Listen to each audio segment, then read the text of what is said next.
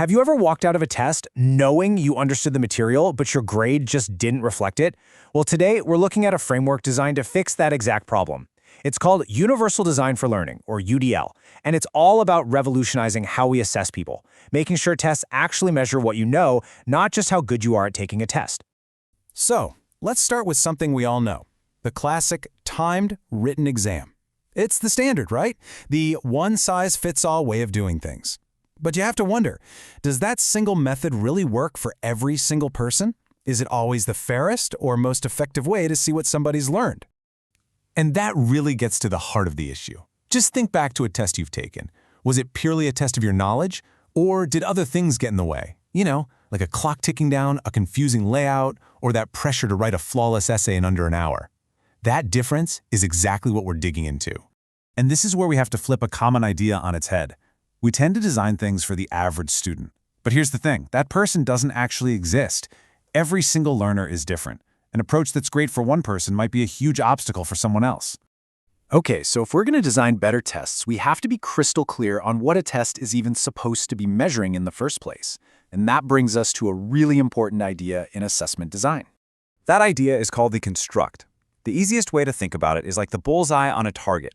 It's the specific skill, the specific piece of knowledge you are aiming to measure. Are you testing someone's ability to analyze a historical text, or their skill in solving a calculus problem? That specific thing, that's the construct. So if the construct is our bullseye, then everything about the test should help us hit it. As you can see here, there are two kinds of factors in play. On one side, you've got your construct relevant factors. These are the things that are essential to the skill, the clear path to the target. But on the other side, oh yeah, you have the construct irrelevant factors. That's all the tangled, messy stuff that gets in the way and has absolutely nothing to do with the skill we're trying to measure. And this is a really big deal. These irrelevant factors aren't just little annoyances. For example, forcing a student to handwrite an essay super fast might be testing their handwriting and speed way more than their historical analysis. A really complex visual layout might be testing visual processing skills more than mathematical ability. These are barriers, and they can stop a learner from showing you what they really know. So how do we fix this? How do we start to systematically peel away all those barriers? Well, that's where Universal Design for Learning comes in.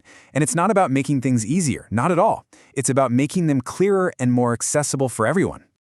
I love the metaphor the source material uses for this. It's a blueprint. UDL isn't some patch you slap on at the end. It's a design framework you use from the very beginning, building flexibility and choice right into the foundation of whatever you're creating. Okay, so this whole blueprint, it really rests on three core principles. You can think of them as the three pillars holding up a much more flexible and fair way to assess learning. Let's break them down. And here they are: representation, action and expression, and engagement. Just think of them as three different lenses you can use to look at any assessment and spot those hidden barriers. Let's dive into each one. All right, first up, representation. This one is all about the what of learning. It means we need to be flexible in how we present information to a learner. I mean, is the question just this dense wall of text? Or could it be shown in a different way so that everyone has a fair shot at just understanding what's being asked? So, instead of only text, could you use a graph, an image, maybe a short video clip, or a physical object they can handle? The whole idea is to give people multiple ways to access the question itself. That alone removes a huge potential barrier right from the start. Okay, next up we've got action and expression. Now, if representation is all about how information gets in, well, you guessed it, this one's all about how knowledge gets out. The big idea here is offering choice in how people show you what they know. The traditional essay is one way for sure, but is it the only way? Is the ability to write quickly and formally part of the construct you're actually testing? Or is it one of those irrelevant barriers just getting in the way? What if a student could show their understanding by creating a concept map? Or what about making a short video or even just an audio recording? Offering these options lets people use their strengths to show what they've mastered, which separates the skill from the specific way they have to express it. And that brings us to our third and final principle. And honestly, this is the one that kind of ties it all together. Engagement. This is all about the why of learning.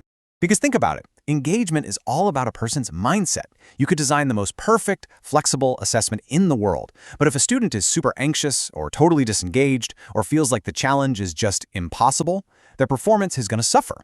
So this is where we ask questions like, is this assessment challenging but not, overwhelming? Does providing people with choices and variety help lower their anxiety and get them more invested? It's all about creating an environment where learners feel motivated to actually do their best. So you see, when you put these three principles together, offering multiple ways to see the information, multiple ways to respond, and multiple ways to stay engaged, something really powerful starts to happen. And that's the whole point. The result is a more authentic appraisal of learner achievement. You're not just measuring how well someone performs under one rigid set of rules anymore. Instead, you're getting a much clearer, more genuine picture of what they actually know.